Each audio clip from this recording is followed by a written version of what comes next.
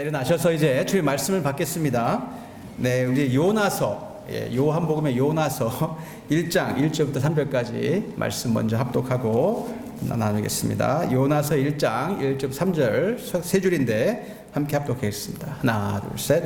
여호와의 말씀이 아미떼의 아들 요나에게 임하니라. 이르시되 너는 일어나 저 큰 성읍 니느웨로 가서 그것을 향하여 외치라. 그 악독이 내 앞에 상달되었음이니라 하시니라. 그러나 요나가 여호와의 얼굴을 피하려고 일어나 다시스로 도망하려 하여 욥바로 내려갔더니 마침 다시스로 가는 배를 만난지라. 여호와의 얼굴을 피하여 그들과 함께 다시스로 가려고 뱃삭을 주고 배에 올랐더라. 아멘. 우리 앉으시니 한 번 더 양쪽 양옆으로 오늘 정말 반갑습니다. 인사 나눠주시고 앉으시면 좋을 것 같습니다.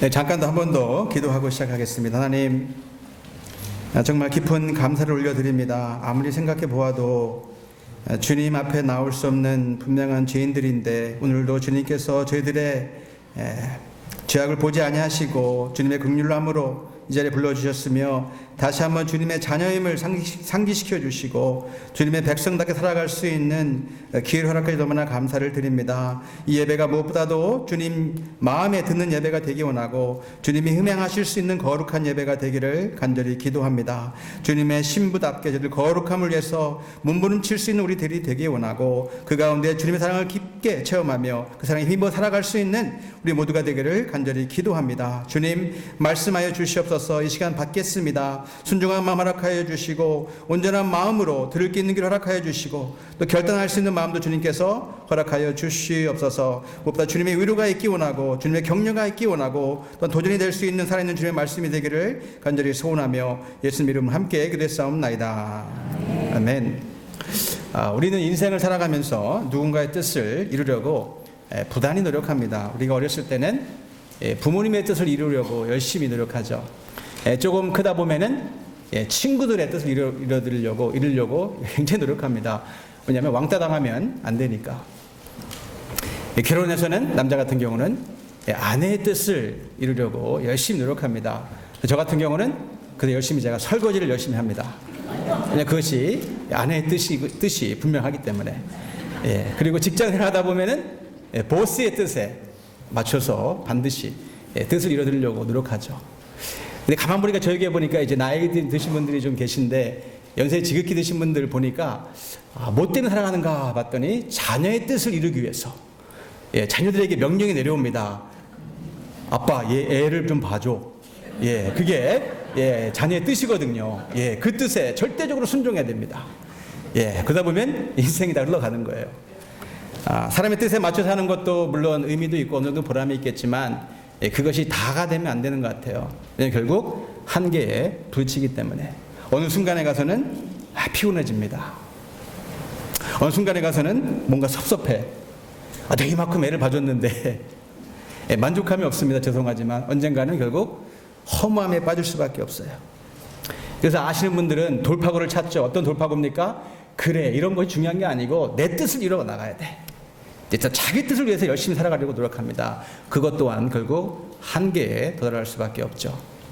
이번 주에 제가 그 신문 읽다 보니까 조그만 기사가 났는데 33살짜리 먹은 학교 선생님인데 여선생님인데 안타깝게도 결국 암투병을 하다가 결국 죽었습니다.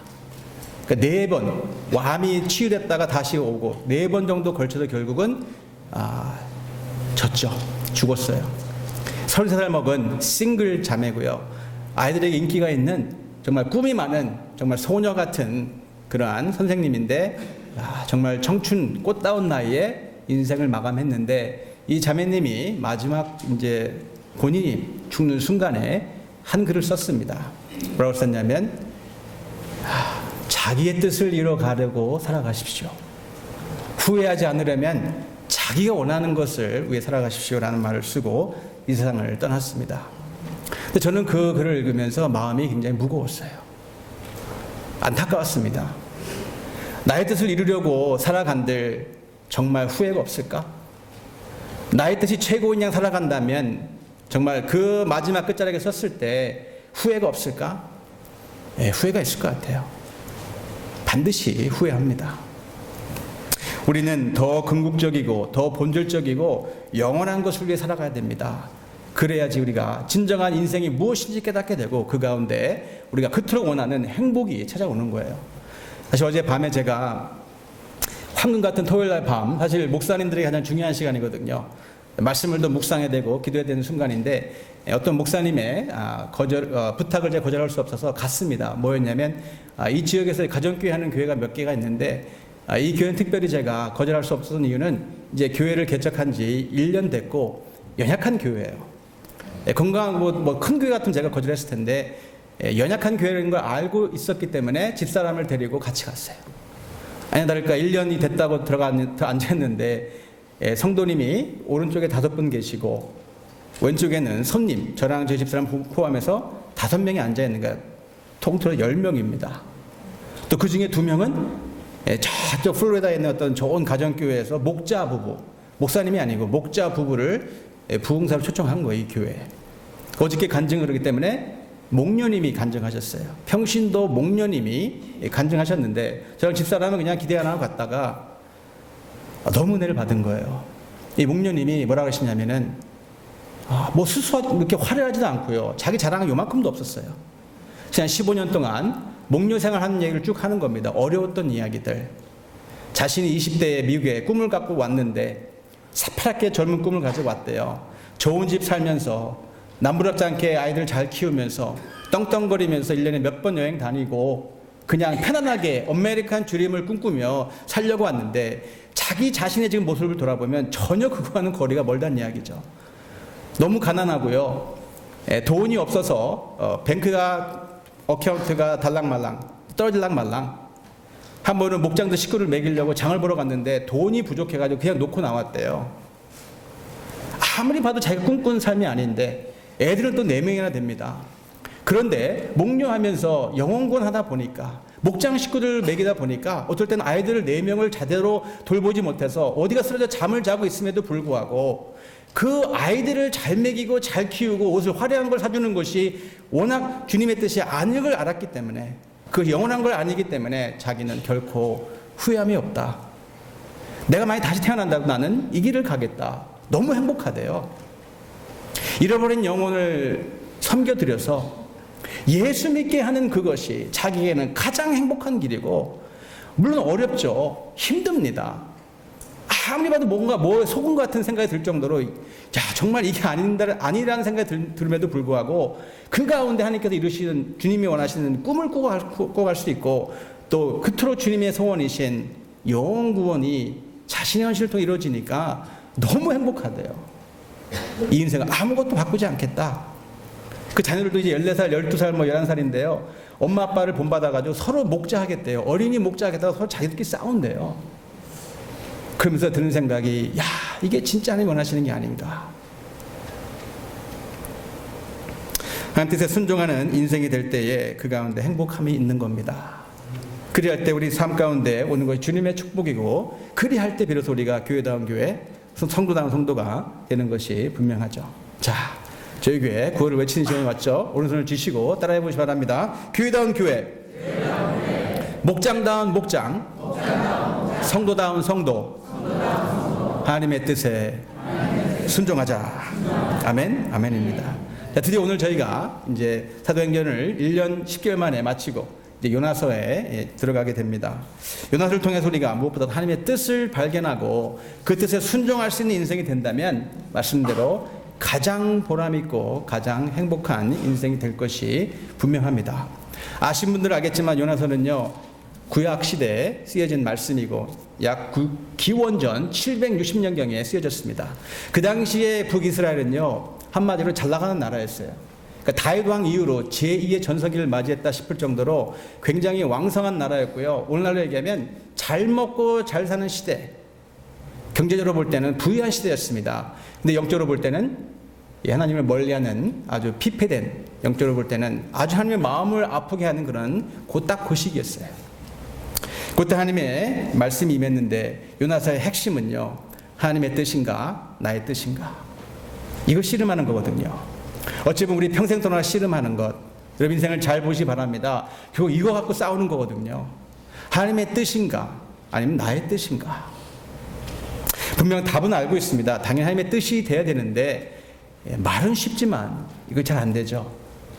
오늘 부디 부탁드리는 바는 하나님 말씀을 통해서 정말 내가 제대로 하나님 뜻을 발견하고 그 뜻에 순종할 수 있는 믿음을 얻기를 바랍니다. 그렇다면 여러분 하나님의 뜻에 순종할 수 있는 그 비결은 뭘까? 두 가지로 말씀드리고 싶은데, 하나는 말씀이 무엇보다도 들려져야 됩니다. 하나님 말씀이 들려져야 돼요. 1절 보시면 여호와의 말씀이 아미떼 아들 요나에게 임하니라 이르시되, 누구도 의심할 수 없는 하나님의 말씀이 임한 겁니다. 뭐 이렇게 하나님 말씀인가 아닌가, 뭐 세상 사람들의 말인가, 사람들의 말인가, 아니면 내가 말하는 말인가 헷갈리는 말씀이 아니고 분명하게 또렷하게 하나님의 말씀이 임했다. 아마 신앙생활을 하고 싶은 분들은, 특히 예수를 사랑하는 분들은 아마 이런 꿈을 꿀 거예요. 굉장히 부럽지 않습니까? 야, 나도 이렇게 언제 하나님의 말씀을 내가 똑바로 들을 수 있다면, 의심이 들지 않게 분명하게 나의 삶 가운데 주님의 말씀이 분명히 떨어진다면 얼마나 좋겠는가. 나는 언제 그렇게 되지? 아마 이렇게 생각을 아마 하시는 분들이 이 자리에 다 있는 줄로 압니다. 여러분 성경에 보시면 실제 그렇게 살아갔던 분들이 굉장히 많이 나와 있잖아요. 뿐만 아니라 우리 주변을 살펴봐도요, 우리 인생의 선배, 특별히 믿음의 선배님들 가운데, 믿음이 좋으신 분들 가운데 지금도 하나님의 말씀은 살아있으니까 이 말씀을 들으면서, 음성을 들으면서 살아가시는 분들이 상당히 있거든요. 그거 보면서 야, 나는 어떻게 언제 저렇게 믿음이 좋은 사람이 될 수 있을까? 여러분 될 수 있습니다. 하나님의 음성을 듣는 것은 우리들에게 가장 큰 축복이거든요. 믿는 분들에게. 그와 동시에 하나님의 말씀을 듣는 것이 어찌 보면 가장 어려워 보입니다. 하나님의 음성을 내가 들을 수 있는 것인가? 의심 없이 하나님의 말씀을 내가 정확하게 알아들을 수 있는 것인가? 그럼 어떻게 생각하십니까? 어떤 분들은 에이, 목사님 요나 정도 돼야 되죠. 선지자 정도. 에이, 선교사 정도? 아니 목사님 정도 돼야 되죠. 여러분 그렇지 않습니다. 하나님 말씀을 보니까 베드로전서 우리 아시는 2장 9절에 보면은 너희는 택하신 족속이고 왕같은 제사장이고 하나님이 선택하신 나라고 백성 안에 나와 있어요. 누가 그렇다라고요? 여러분들이 예수님을 인격적으로 나의 인생에 구세주로 주인으로 영접하신 분들은 우리는 누구라고요? 하나님이 인정하시는 하나님의 나라요 백성이요 왕같은 제사장이라면 당연히 하나님 말씀이 들려줘야죠. 더더군다나 하나님께 우리를 그냥 부르신 것이 아니고 하나님의 신부로 부르셨을 뿐만 아니라 자녀로 부르셨거든요. 여러분 아시죠? 요한복음 1장 10절에 영접한 자 그를 믿는 자들에게는 하나님의 권세가 되는 특권을 주셨다. 하나님의 자녀가 되는 권세를 주셨다.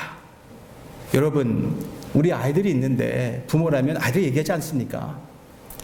들을 때까지 얘기하죠. 특히 어렸을 때는 더 그렇지 않습니까? 근데 가만 보니까 나이 들어서도 마찬가지예요. 90살 먹은 할머니가, 엄마가 70살 먹은 아들에게 횡단보도 건너갈 때 얘 아들아 제발 몸 조심해라. 90살 먹은 어머니가 70살이나 드신 할아버지 아들에게 얘야 길 건너갈 때 제발 부탁이니까 차가 오는지 안 오는지 제발 살피고 지나가라. 이게 엄마거든요. 이게 아빠입니다. 자녀가 행여나 실수할까봐 끊임없이 말하고 싶거든요. 실수하면 안 되니까, 잘못된 길로 가면 안 되니까 당연히 얘기해줘. 아들에게, 딸에게. 왜 얘기 안 하겠습니까? 하물며 하나님은 더 하시겠죠. 당연히 말씀하십니다.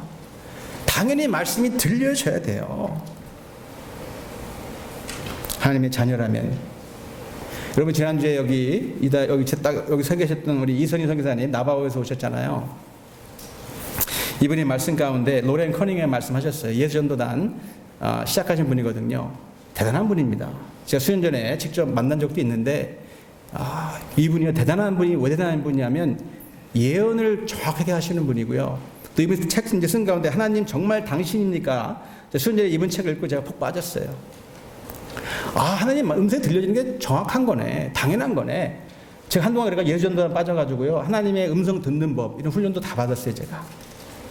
하나님의 음성을 당연히 들어야 되는데, 하나님의 말씀이 당연히 들려져야 되는데, 여러분 어떻게 하면 들려집니까? 다른 걸 다 거두절미하고요. 하나님의 말씀이 들려지려면 내 마음 가운데 하나님의 말씀을 사모함이 있어야 되고, 그리고 그 말씀을 절대적으로 기다려야 됩니다. 왜 여러분 하나님 음성이 안 들려집니까? 미안합니다. 사모함이 적어서 그래요. 어떤 경우는 아예 없어. 왜냐하면 내 마음 가운데 다른 것이 차 있기 때문에. 배가 안 고픈 거 쉽게 얘기하면 배가 고파야 되는데, 아니 엄마가 준비해 주시는 정말 맛있는 음식을 먹어야 되는데 이미 밖에 나가가지고 쓰잘데기 없는, 전혀 도움이 되지 않는, 물론 맛은 있겠죠. 햄버거나 맨날 피자만 먹는다면 아무리 엄마가 주는 음식이 정말 맛있고 건강에 좋더라도 그 음식 못 먹어요.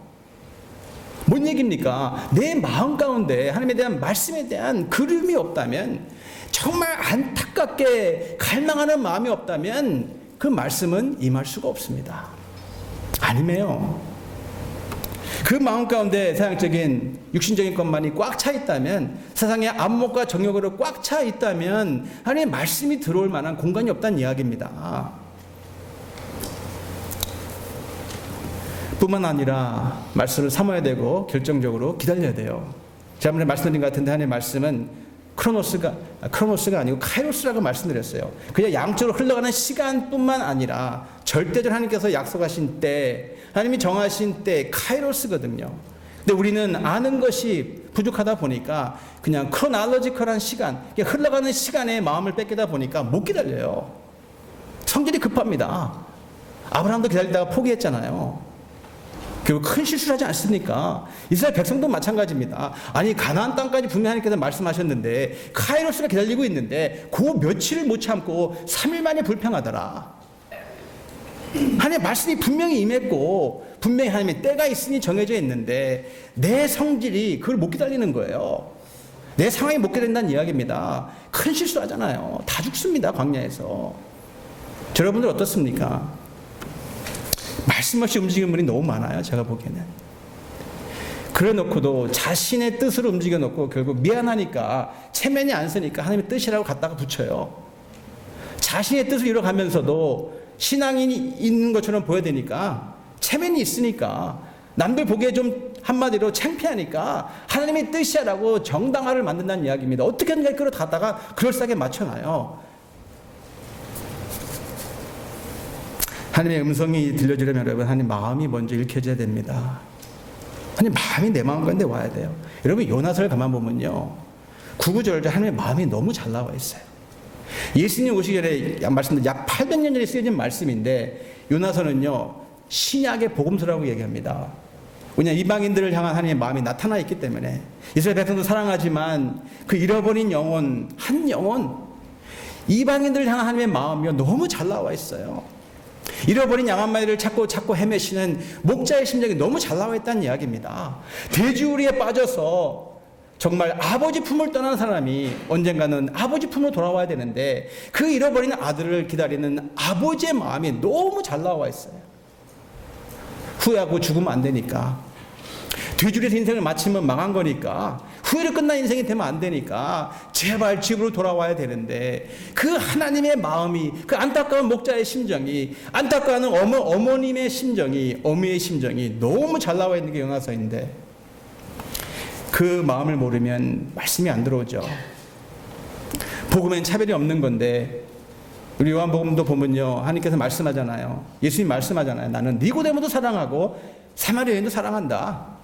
극과 극이거든요. 니고데모는 그 당시에 보면 잘 나가는 사람입니다. 부자입니다. 권력자입니다. 똑똑한 사람입니다. 부러울 게 없는 사람이에요. 나는 그 사람을 사랑해. 예수님의 자녀잖아요. 그럼에도 불구하고 그와 동시에 사마리아 여인 같은 버려진 인생, 아무도 거들떠보지 않는 인생, 쓰레기 같은 인생, 어찌 보면 창녀거든요. 누구나가 봐도 비난받아야 될 만한 인생, 정죄받을 만한 인생인데, 예수님의 마음은 나는 그 여자도 사랑해, 난 사마리아 여인도 사랑한단 말이야. 그 마음을 아냐는 이야기죠. 집에 있는 형이나 집을 나가는 아들이나 돌탕이나 집탕이나 하나님의 마음은 똑같다는 이야기입니다. 하나님의 자녀니까 포기 못한다는 이야기죠. 하나님의 소원은 그렇기 때문에 자녀께는 영혼 구원이에요. 왜냐하면 그게 가장 중요한 거니까. 지옥 가면 안 되니까. 가장 소중한 건데 그걸 주시려고 그러는데 그걸 모른다는 얘기죠. 아까 우리 권사님도 기도해 주셨지만 제가 금요일 날도 말씀드렸습니다. 제가 일주일 내내 지금 마음이 굉장히 무거웠어요. 오늘 아침에 행여나 뭔가 상황이 바뀌었을까 신문을 잠깐 보니까요. 지금 터키가 미국이 이제 묵인한 거죠. 자기 이제 미국의 군인을 빼내는 바람에 지금 시리아에 있는 쿠르드 족속이 멸살되기 일보 직전입니다. 터키군이 지금 완전 공격을 시작했는데 멈추지 않을 겁니다. 시리를 말릴 때까지. 제가 알아요. 지금 저희 이게 남 얘기가 아닙니다. 우리 교회 지금 목장이 하나가 쿠르드 족속을 지금 섬기고 있고요. 제가 이라크 그 국정까지 갔을 때 그 쿠르드 민족을 많이 만나고 왔어요. 이건 남 얘기가 아닙니다. 지금 시가 말리기 직전이에요. 미국이 정책적으로 일부러 미국 군대를 뺐기 때문에 왜 뺐습니까? 돈을 절약하기 위해서 동맹을 깬 거예요. 이거는 시컨 이용해 먹고 미국이 원래 군대를 보내야 되는데 많이 죽을까봐 아이시스랑 전쟁해야 되는데 자기 자국민을 군인이 죽으면 안 되니까요. 이쪽 동맹을 맺은 거예요. 쿠르드 족속하고. 쿠르드 족속들이 싸움 잘하거든요. 15만 명이 들어갔습니다. 아이시스 무찌르려고. 10,000명 이상이 죽었어요. 쿠르드 젊은 사람들이 죽은 겁니다. 미국 때문에. 미국 한번 잘해보려고 미국하고. 근데 그런 동맹국을 철저히 외면하고 지금 떼죽음 죽게 가만히 있는 거지 미국이. 근데 여러분 정책적인 걸 말씀드리는 게 아니고 정치적인 상황보다도 여러분 저는 그 죽어가는 쿠르드 민족 가운데 예수님 모르는 사람이 태반일 텐데 그들을 죽어버리면 지옥불인데 아니 마음이 지금 얼마나 애타시겠어요 지금. 저들이 죽으면 분명한 지옥인데 예수님 모르고 죽으면 분명한 지옥인데 아니 마음이 얼마나 아프시겠냐는 이야기죠. 하나님 마음이 임하지 않으면 여러분 하나님의 음성은 귀에 들릴 수가 없습니다. 근데 우리는 뭐에 관심이 가 있죠? 우리 너무 일중심이에요. 너무 결론 중심입니다. 결과 중심이 한마디로. 뭐 과정은 필요 없어요. 물론 열심히 해야 되는 건 맞습니다. 일하는 건 맞아요. 근데 하나님의 마음도 모르면서 열심히 뛰다 보니까 또 그간 사람들이 박수 쳐줘요. 잘한다 잘한다. 전혀 하나님 뜻이 아님에도 불구하고 내가 좋아서 하는 거 내가 좋아서 너무 일중심이 되니까 하나님 마음이 어디 있는지 왜 이렇게 말씀하시는 건지 그 마음을 먼저 알아야죠. 살아가는 사람들의 이치가 그렇기 때문에 요즘 회사들 보면요, 제가 가끔 우리 성도님들과 성공받다가 이제 얘기를 나누면, 목사님, 우리 회사는 정말 일중심이에요. 돈만 만들면 되는 거예요, 그냥. 프로덕트만 만들면 된다는 얘기입니다. 과정은 전혀 중요하지 않다는 이야기예요. 회사니까. 프라핏을 남게 되니까 이해가 됩니다. 회사잖아요. 돈을 벌어야 되니까.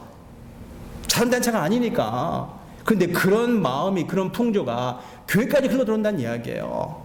하나님 마음은 전혀 관심이 없고 내 이름 석자 내는 것에 관심이 있고요. 열심히 일하는 것 같은데 하나님의 뜻이 아닌 나의 뜻을 이뤄간다면 전혀 하나님 보시기엔 아니란 이야기죠.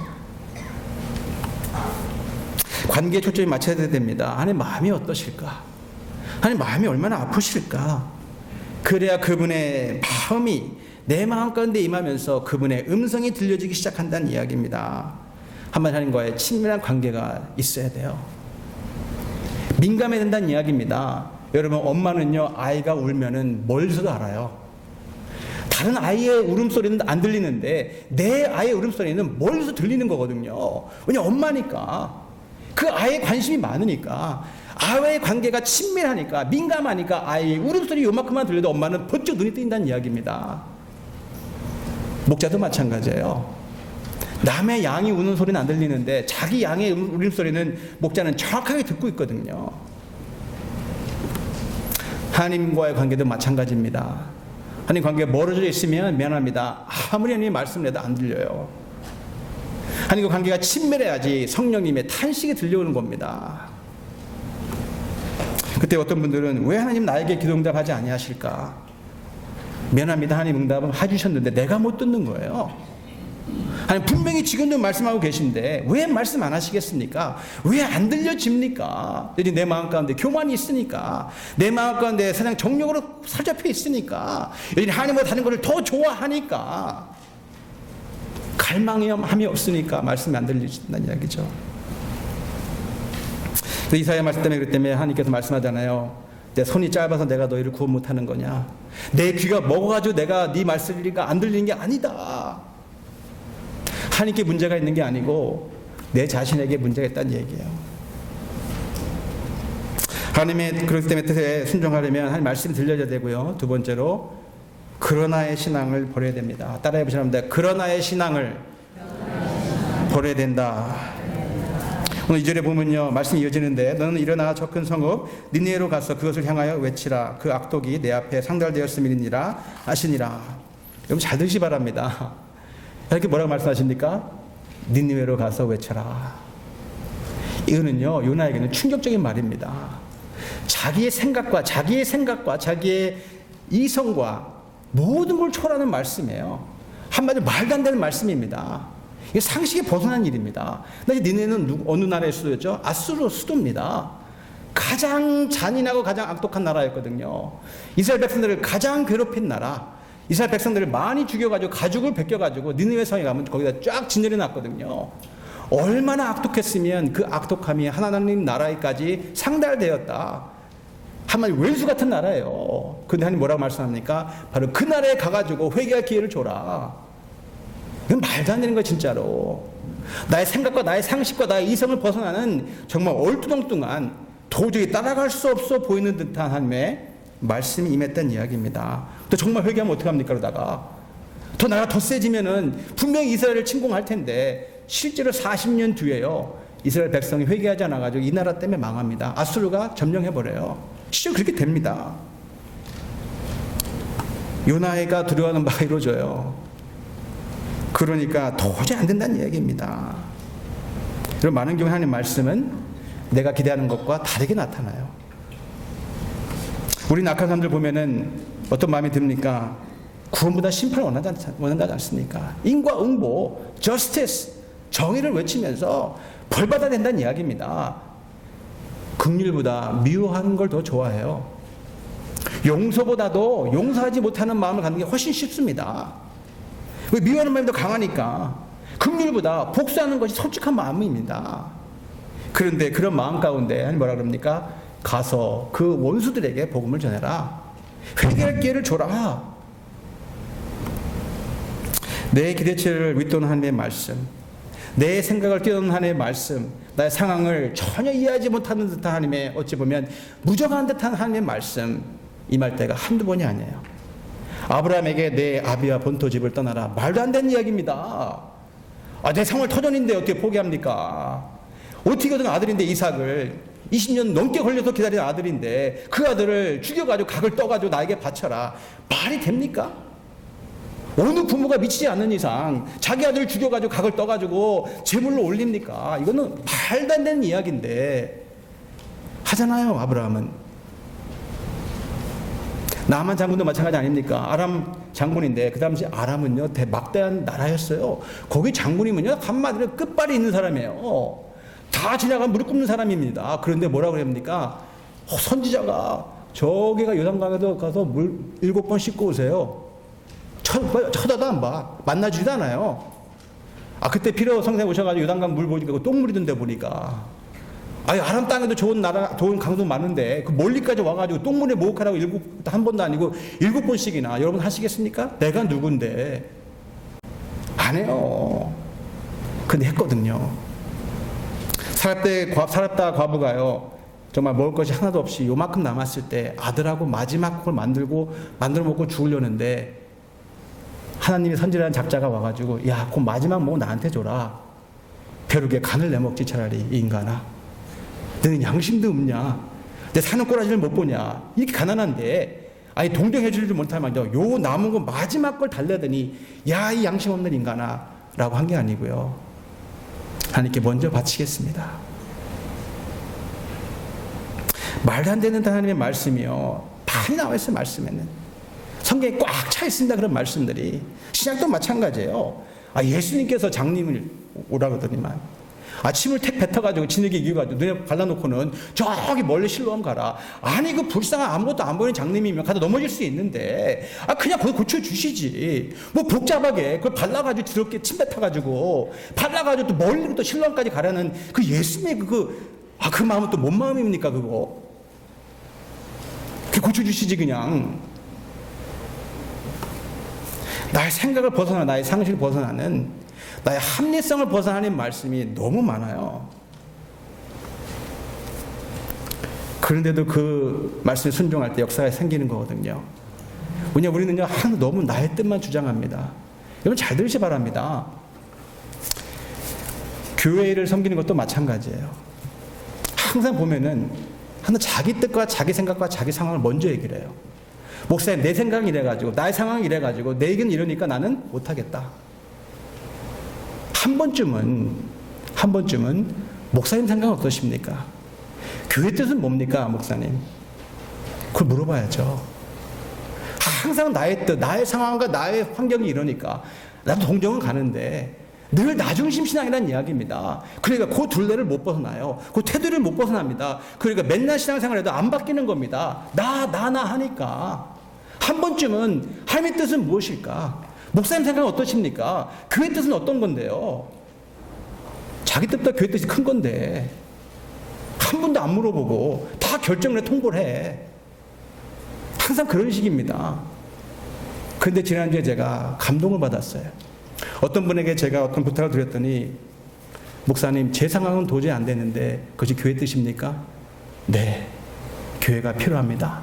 그럼 제가 자원하는 마음으로 순종하겠습니다. 제가 거기서 울을 뻔했어요. 그게 맞는 거죠. 자원하는 마음으로 그것이 교회 뜻이라면, 나의 뜻은 그게 아니지만, 내가 하물며 내 상황 아닌 것 같지만 내가 순종을 하니까 그러면 나에게 능력을 주시겠죠, 목사님. 그렇죠. 웃으시더라고요. 기꺼이 해주겠다는 이야기입니다. 자, 여러분들이 우리 교회 가운데 있구나. 요나보다 나아요, 그분은. 오늘 불행히도 말씀 보니까 요나는 선지자인데 좀 창피한 얘기지만 그런 믿음이 없었어요. 3절 보면은요, 그러나 요나가 여호와의 얼굴을 피하려고 일어나 다시스로 도망하려 하여 욥바로 내려갔더니, 마침 다시스로 가는 배를 만난지라 여호와의 얼굴을 피하여 그들과 함께 다시스로 가려고 뱃삭을 주고 배에 올랐더니, 여기 3절의 시작이요, 그러나로 시작돼요. 하나님 말씀은 그렇지만 내 상황은 아닙니다. 하나님, 말씀은 맞아요, 적혀 있는데 내가 생각하는 건 다릅니다. 하나님, 나 사정도 모르면서, 목사님은 내가 뭘 생각하는지 모르시면서, 그건 목사님 말이죠. 그건 하나님 말씀이니까 나는 다르게 생각합니다. 니네로 가라는데 다시스로 튀잖아요. 동쪽 가야 되는데 반대 방향으로 갑니다. 육지로 가야 되는데 배로 튄다는 이야기, 바다로 간다는 이야기입니다. 내 생각이 안 맞으니까, 내가 원하는 답이 아니니까, 내가 기도 응답을 이렇게 원했는데 그 응답이 다른 응답이 나오니까 순종하지 않더라. 내 적성이 안 맞더라. 내 상황이 안 맞더라. 내 성질이 안 맞더라. 그러니까 안 해요. 불편하니까 안 합니다. 헌신해야 되니까 안 합니다. 손해봐야 되니까 안 합니다. 바쁜데 할 일이 너무 많은데, 하나님, 목사님, 다음에 할게요. 그리고 핑계를 댑니다. 사람 때문에, 아내 때문에, 자식 때문에. 그럴싸하죠. 여러분, 아브라함이 만약에 하나님께서 이삭을 바치라 했을 때 아내 때문에 핑계댔으면 모래산까지 못 올라갑니다. 십자가를 못 봐요. 아내 때문에, 만약에 이삭을 바치라는 말씀했을 때 만약에 아브라함이 아내 핑계대고 아내와 상의했다면, 사라가 뭐라 그러겠습니까? 저 영감 드디어 노망이 들었네. 저 미친 인간 저거 자식을 죽인다고, 아이고 요만큼도 씨가 안 맥히죠. 나가 죽어라. 절대 일어나지 않는다. 못해요. 죄송하지만 제가 목회를 들어서려고 했을 때 부모님의 말을 들었다면 저는 이 자리에 없습니다. 부모님 핑계대고 사랑하는 가족 핑계댔다면 미안합니다. 하나님 뜻을 이룰 수 없는 상황이 많이 있어요. 어떤 분들 말씀대로 환경 탓하잖아요. 내 상황이 절대적으로 아닌데 그럼에도 하는 것이 하나님 원하시는 순종 아니겠습니까? 될 거 다 되는 거 무슨 믿음이 필요해요. 불순종할 수 있는 상황임에도 불구하고 할 수 있는 것. 근데 참 말씀은 재밌어요. 요나 결국 불순종하는데 기가 막히게 환경이 딱딱 맞아떨어집니다. 3절 후반부에 뭐라고 나옵니까? 욥바로 내려갔더니 마침 다윗으로 가는 배가 기다리고 있더라. 마침 불순종하는데도 불구하고 일이 잘 풀리더라. 원래 거기 정해진 배가 시간이 없는 거거든요. 원래 배가 기다리면 안 되는 겁니다. 근데 마침 갔더니 배가 딱 있는 거예요. 어떤 생각이 들었을까? 이것 봐라. 결국 하나님 뜻이네, 이게 결국은. 그럴싸하게 상황을 하나님께서 그럴싸한 상황을 자기 상황으로 해석해가지고 하나님 뜻이라고 해석을 해버립니다. 하나님 뜻 정반대로 가는데 상황이 잘 맞아떨어진다. 야, 이것 봐, 맞아. 하나님 뜻이 맞아. 술 안 먹기로 결단을 했는데 밖에 나갔는데 웬걸 술 친구를 만난 거예요. 그럼 이 하나님의 뜻인가? 아니, 내가 오늘 늦게 교회 가야 되는데 주일날인데 너무 늦게 일어난 거예요. 근데 비도 부슬부슬 오고 오늘따라 교회 가기 싫은데 마침 전화가 한 통이 걸려오네. 친구가 놀러 온다는 얘기야. 잘됐다. 하나님의 뜻이네 이거. 오늘 교회 안 가도 되겠네. 이번 주 어떤 분은요, 성역 공부를 하러 와야 되는데 숙제를 안 했대요. 그래서 올까 말까 하고 있는데 또 이분이 굉장히 스포츠를 좋아하는 분이야. 또 그날따라 LA 다저스랑 모았던 어느 팀이 했던 이 야구, 정말 재밌는 야구 게임이 딱 시작되더래요. 그래서 이 하나님의 뜻이 아닌가, 가지 말라는 것이 성경 공부에. 그런데 이분이 감사하게도요, 그 유혹을 물리치고 숙제도 안 했음에도 불구하고, 그리고 야구 게임이 가장 좋아하는 게임이 있음에도 불구하고 성경 공부에 왔던 이야기입니다. 제가 할렐루야, 승리하셨습니다. 할렐루야. 애도 하네, 애도하러. 하나님의 뜻이 뭔지 애들한테 배워야 돼. 어른들은요, 애도 웃잖아요. 그러니까 마침 일이 잘 풀렸다고 하나님이 원하는 것이 아닐 수 있다는 이야기입니다. 엊그저께 우리 사도행전 마지막 부 27장이 나왔잖아요. 하나님 말씀 어겨서 배가 출발했는데 처음에 어떻게 됩니까? 순풍이 불더라. 이것 봐라, 잘 되지 않냐? 얼마 가지 못해서 엄청나게 큰 광풍을 만나잖아요. 유라굴라. 무슨 일을 할 때 길이 열린다고 무조건 하나님의 뜻으로 보는 것은 실수일 수도 있어요. 특별히 죄를 선택했는데, 불순종을 선택했는데 일이 잘 풀린다. 이는 탈선의 속도를 더 빨리 가게 만드는 사탄이 원하는 휘발유야. 이거는 윤활유입니다. 그래, 그렇게 해라. 그렇게 해. 육신의 부모도요, 자녀들 원하는 거 다 주지 않아요. 육신의 부모도 자녀가 잘못 구할 때 다 주지 않습니다. 하나님은 어떻게 했습니까? 내가 원한다고 다 주십니까? 안 주시는 걸 감사해야 됩니다. 길이 안 열리는 걸 더 감사해야 될 때가 훨씬 많아요. 사실은 내가 잘못 구하는 것이 훨씬 많기 때문에 영적으로 보셔야 돼요. 영적으로. 그러니까 한 번은요, 어떤 어머님이요, 우리 집에 생명의 삶에 있는 그 묵상에서 나온 내용이에요. 제가 그 글을 읽고 잊어버릴 수가 없어요. 엄마가 기도하는 자식을 위해서 어떻게 기도하냐면, 이 딸이 방황을 하니까 엄마가 이렇게 기도합니다. 딸이 제발 대학에 떨어지라고 기도를 해요. 별의별 부모 담았어 제가. 아니, 남들은 좋은 대학 가라고 다 기도하고 난리 치는데 어떤 엄마가 세상에 대학 떨어지라고 기도합니까? 왜냐하면 이 딸이 영적으로 방황하니까 좋은 대학 가서 딱 붙어버리면 더 교만해져가지고 하니까 멀어질까봐 일부러 기도하는 거. 하나님 제발 대학에 떨어지게 해달라. 그래서 이 딸이 낮아져가지고 나랑 같이 가족 예배 들을 수 있도록 이 딸의 마음이 낮아져가지고 나랑 예배 들을 수 있도록 해주세요. 대학 떨어졌어요. 그 자매가, 딸이. 엄마 말대로요, 딸이 낮아져가지고, 그 교만한 딸이 낮아져가지고, 엄마 하나님 앞에 회개해, 우리 같이 예배 드리자. 그래가지고 그 딸이 예수님 만나게 됐더라. 제가 거기에 도전받아가지고요, 좀 창피한 얘기지만 우리 큰딸이 요즘 영적으로 방황합니다. 제 옛날 모습을 보는 것 같아요. 저는 그보다 훨씬 심했거든요. 그러니까 조금 이해는 돼. 그럼에도 불구하고 제가 기도를 바꿨어요. 요즘 제 큰애가 지금요, 졸업하면 잘 나가는 약사가 되기 일보 직전입니다. 제가 요즘 뭐라고 기도했냐면은, 이 목사의 양심을 걸고 기도하는 거예요. 하나님 제발 좋은 직장 주지 마시기 바랍니다. 제발 하나님 우리 딸에게 좋은 직장 주지 마시고 아주 생고생할 수 있는 어려운 직장 좀 주세요. 그래야 자기가 잘난 줄 알고 살아가다가 하나님 모른다고 할 수 있으니까 생고생 해가지고 아주 힘들게 돼가지고 하나님 앞에 돌아와야 되니까.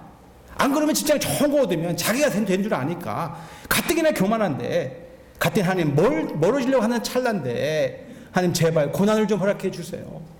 직장이 안 되게 좀 도와주세요. 제가 지금 기도하고 있는 거예요. 지금 제가 새벽마다. 일이 잘 안 풀리는 것이 낫다는 이야기입니다. 그럴 때는 비즈니스가 잘 안 된다. 왜 비즈니스가 안 될까? 재물에 욕심이 있나 보지 그럼. 왜 잡 인터뷰 갔는데 떨어졌습니까? 내 마음 가운데 교만함이 있나 보지. 세상 기준이 아니란 얘기예요. 영적인 관점에서 생각하라는 이야기입니다.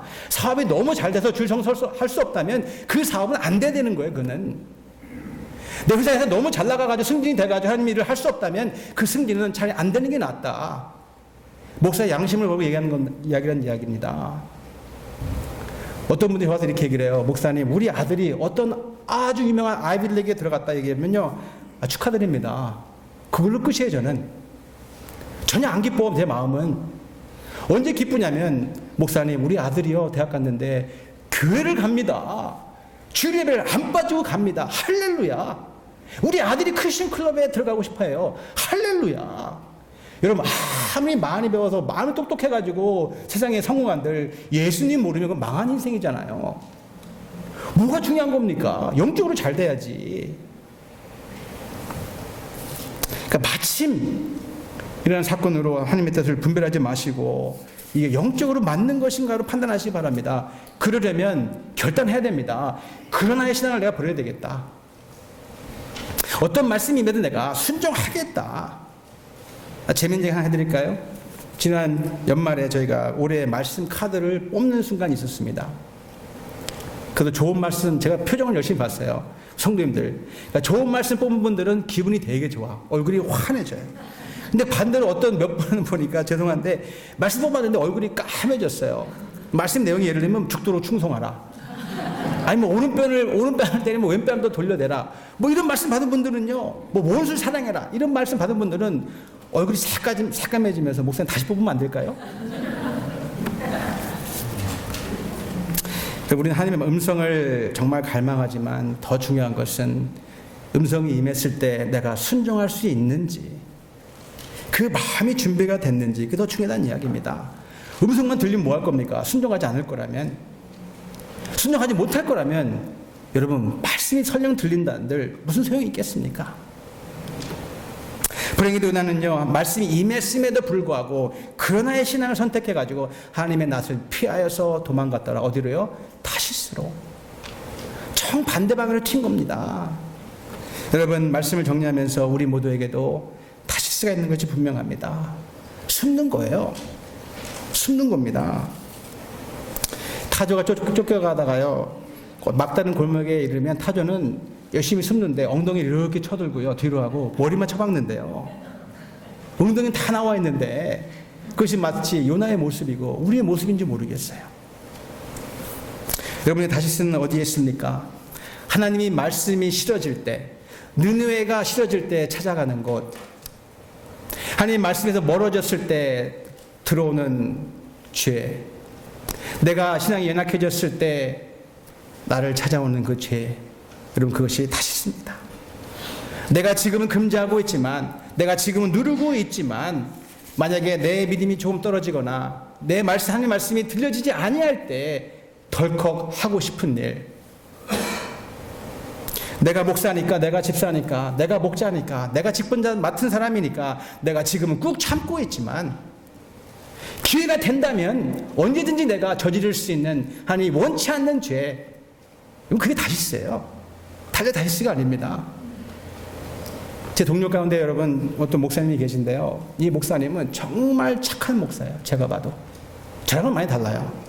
저는 정말 돌아온 탕자거든요. 하지 못하지 다 해본 목사입니다. 근데 이 목사는요, 제 친구 목사님은 정말 아무것도 정말 죄라는 걸 모르고 착하고 착한 잘한 목사님이고요. 한 번도 이 옆길을 간 적이 없어요.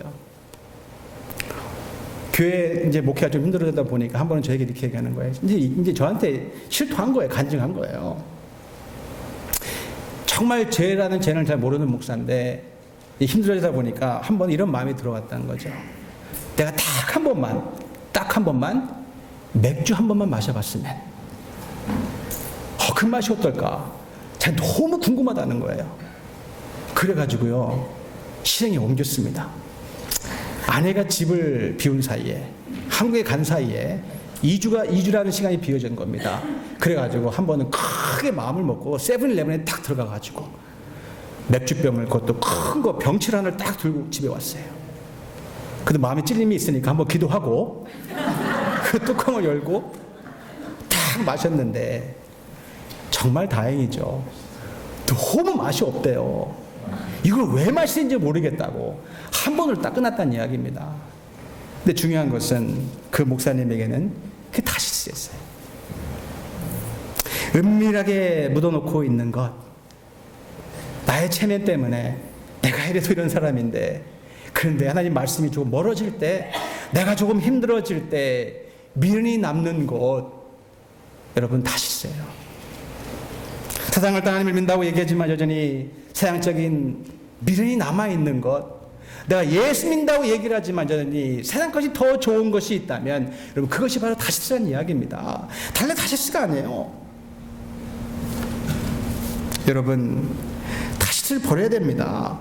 세상에 대한 미련을 버려내야 됩니다. 잘라내야 돼요. 여러분 롯의 아내가 왜 소돔기둥이 됐습니까? 돌아갔잖아요. 미련이 있지 않습니까? 가나안을 가야 되는데 왜 자꾸 애굽을 향해 다시 돌아봅니까? 힘들어도 가나안을 가야지 왜 자꾸 세상을 기웃거리십니까? 힘들어도 가나안으로 향해 나가야지. 가다가 힘들다고, 가다가 좀 어렵다고 아이고 다시 애굽으로 가야 되는데 애굽에 가는 게 옳은 선택입니까? 세상에 미련이 남아있어서 여전히 그걸 좋아하는 게 여러분 잘 되는 길입니까? 절대 아니에요. 죄의 근원은 아예 잘라버려야 돼요. 죄의 탯줄은 끊는 것이 맞다는 이야기입니다. 하나님께서 가나안에 들어갔을 때 다 쓸어버리라고 얘기하지 않았습니까? 남기지 말고 다 치우라고 그랬어요. 그런데 이스라엘 백성은 남겨둡니다. 뭐 때문에? 미련 때문에. 그것 때문에 결국 망해요. 적당한 순종은 충분하지 않다는 이야기입니다. 적당한 순종은 소용이 없어요.